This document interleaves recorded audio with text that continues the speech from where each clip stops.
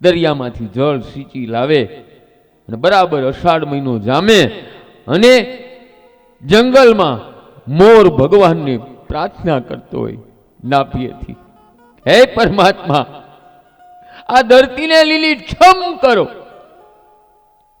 અને ત્યારે બહેનો ભાઈઓ મોરની આંખમાંથી આંસુ પડે અને ઈ ઢેલની આંખમાં, મોરના મુખમાંથી આંસુ પડે, ઢેલની આંખમાં ઈ આંસુ મુખમાં જાય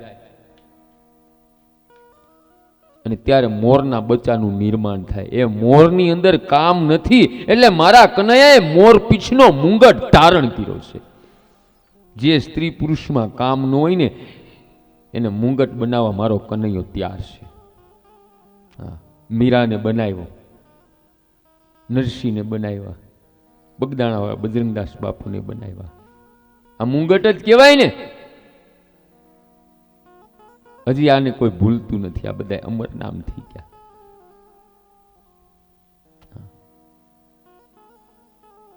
જોઈ તો જોઈ લ્યો, આભના વાદળાનો રંગ શ્યામ વર્ણનો છે. મારા પરમાત્માને જે પરમારથ કરે, સહન કરે, તપસ્યા કરે એ બહુ ગમે છે અને એનો રંગ મારો કનૈયો ધારણ કરે. પરમારથ કરતા થઈ જાઓ. યશોદા ભોળા છે. હા કનૈયા 12 વાગ્યા સુધી હું જાગતી હતી, પછી મને ખબર નથી શું થયું.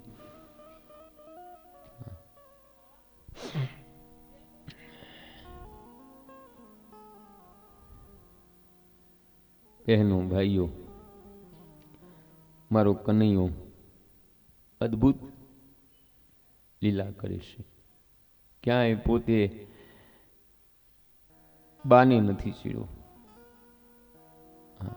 નિમિત્ત બનીને કામ કરે છે. મારા કનૈયાએ ટચલી આંગળીએ ગોવર્ધન પર્વત ધારણ કર્યો. એટલે બહેનો ભાઈઓ, ટચલી આંગળી એ સત્વગુણનું પ્રતીક છે. હો, ભાવ સમજો. એ આપણી ઇન્દ્રિયો દ્વારા વાસનાનો વરસાદ જ્યારે ભક્તિમાં પડવાની શરૂ કરે ત્યારે સત્વગુણનો આશરો લેવાની જરૂર છે. સત્વગુણનો આશરો લેવો એટલે સેવા કરો અને મહાપુરુષોના સંગમાં રહો, સત્સંગ કરો. એ જીવ લાકડીનો ટેકો ભલે રાખે, સંસાર ગોવર્ધન એ ઠાકોરજીના આધારે રહેલો.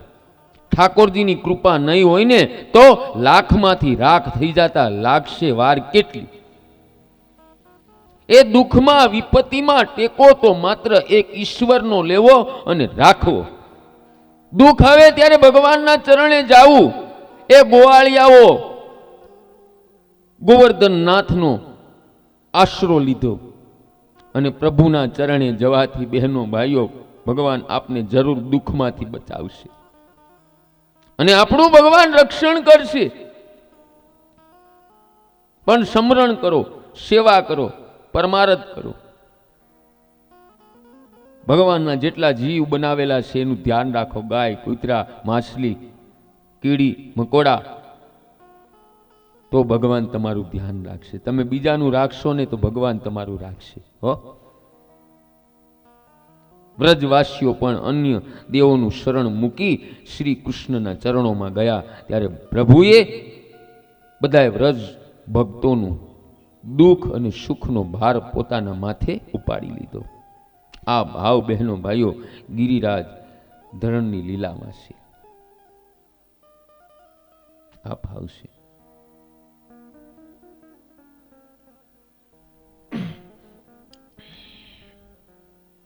બીજું એ ભાવ બતાવ્યો કે કનૈયાએ શું કીધું કે બાબા મારે આખા ગામને જમાડવું છે. એમ કીધું ને કાલે કે તમારું ધ્યાન જ નહોતું કોઈનું, હતું કોઈનું, અનકોટ કરવો છે. મારે આખા ગામને જમાડવું છે. મારો કનૈયો બધાને એ કહે છે કે તમે જે એરિયામાં રહેતા હોય, જે ગામમાં રહેતા હોય એ એરિયાના લોકો ભેગા મળીને વરહમાં 2 મહિને 6 મહિને સોલ્જરીમાં ભોજન કરો, હારે જમો. જેના અન્ન ભેગા એના મન ભેગા, અને જેના અન્ન જુદા એના મન જુદા. આપણી એકતા જોતી હોય તો હારે ભોજન કરવાનો આગ્રહ રાખો. પહેલાં આપણે કેવી આપણા વડીલો માર્ગદર્શન બતાવતા. વડીલો ગાંડા નહોતા, એક જ પાટલો રાખતા, પાટલા ઉપર રોટલા રાખતા, શાક ને કઢી ને ખીચડી તાહેડીમાં આપતા.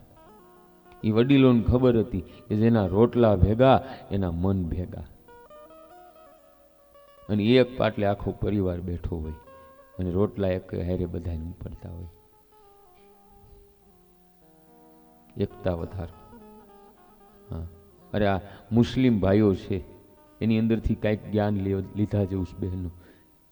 એને પ્રસંગ હોય ને ત્યારે એક થાળામાં બધા ભાઈઓ બહેનો બેઠા હોય અને આપણે હગા કુટુંબના હોય ને તો મોઢા મળીને વાહા દઈને બેઠા હોય.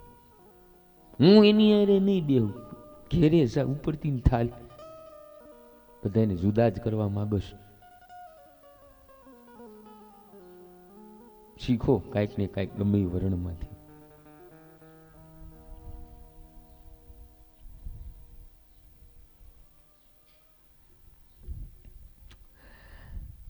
આ બધા ભાવ હતા ગિરિરાજના. બીજું એ મારા પરમાત્માએ બેસતા વરહના દિવસે પૂજન કર્યું. કારણ બેસતા વરહના દિવસે આપણું નવું વરસ શરૂ થાય છે. મારા કનૈયાએ ધર્મની ક્યાંય મર્યાદા તોડી નથી, એકેય દેવની મર્યાદા તોડી નથી. ગણપતિનું પૂજન કર્યું. આ છે ગોવર્ધન લીલાના બધા ભાવ બહેનો ભાઈ. મારા હનુમાનજીએ પૂજ્ય ડોંગરેજ બાપુએ આ દાસને જે મતી આપી એ પ્રમાણે મેં આપને ગિરિરાજજીનું બધું ભાવાર્થ બતાવ્યા. મારામાં કાંઈ એવું નથી નવીનતા. બસ મને હનુમાનજીની કૃપાથી અમુક અલૌકિક શબ્દ મળે છે, એ શબ્દ હું તમને દઉં છું. બસ ધ્યાન કરો, સ્મરણ કરો અને સત્કર્મ કરો. તમને મળે અલૌકિક શબ્દ. હું કામ મળે પણ કાંઈક આપો તો તમને કાંઈક મળે. હા, મેં મારા મનથી નક્કી કર્યું છે બહેનો ભાઈઓ કે મને જે હનુમાનજી જ્ઞાન આપ્યું છે મારી સમાજને વિના મૂલ્ય આપવું છે. હું કાંઈ ઘરે લઈને નથી જવાનું અને ઉપર કાંઈ લઈને નથી જવાનું. હા, તેથી ઉપર જાય ને તેથી મારે બહેનો ભાઈઓ ધુજારી ન ઉપડે એટલે હું સત્કર્મ અને સત્યતાથી કથા કરું છું. હા, ઉપર જાઓ તેથી યમના દૂતો કે યમ મહારાજ મને પૂછે નહીં કે ભાઈ તે કથામાં હું ખોટું કર્યું. હે,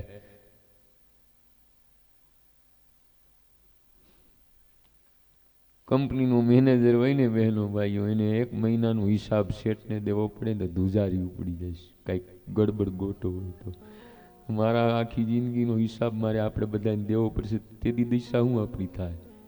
એટલે હનુમાનજીને કહું છું કે હું અસત્ય ન બોલું, સત્યથી કથા કરું. કોઈને ખોટો રસ્તો ન બતાવું કે ભાઈ દાન કરવાથી આ થાય ફલાણું થાય. ચોખ્ખા શબ્દમાં કહું છું ભગવાન કોઈને કાંઈ આપતો જ નથી. બરાબર, તમે તમારા કર્મથી ભગવાન પછી આપે છે.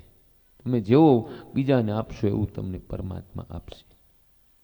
સારા કર્મ કરો, ભક્તિથી મંત્રથી તમારી બુદ્ધિ મન ચિત્ત શાંત થાય અને એનાથી તમને સારા કર્મની પ્રેરણા મળે.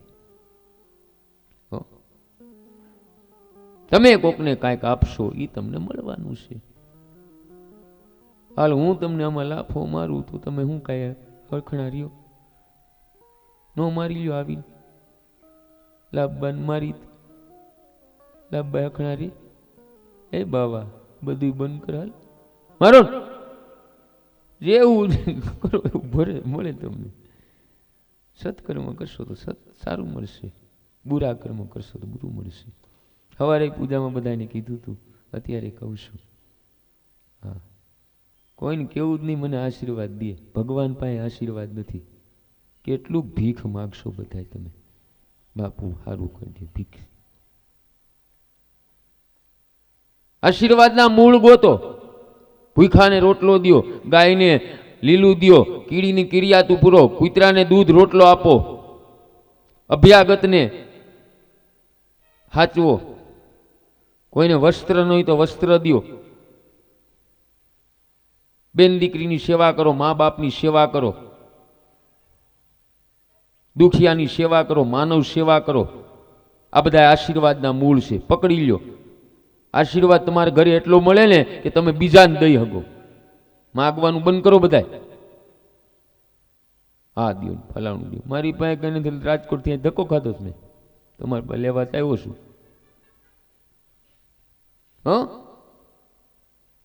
મૂળ ગોતો, પછી ભગવાન રાજી થાય, પછી ભગવાન તમારા ભાગ્યની ધીરે ધીરે રેખા ખોલવા મળે. આ ભાગ્ય. હાલો 5 મિનિટનો વિરામ દઈ, વિરામ પછી કથાનું આગળ દર્શન કરશું.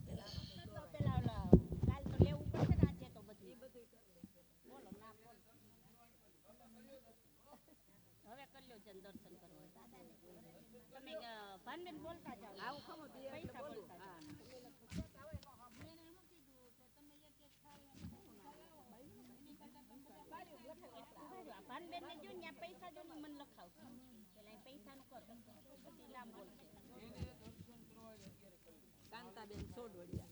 પેલા પૈસા બોલો. 100 201 201. હા. કાંતાબેન સોડવડિયા. કાંતાબેન નહીં, શાંતાબેન.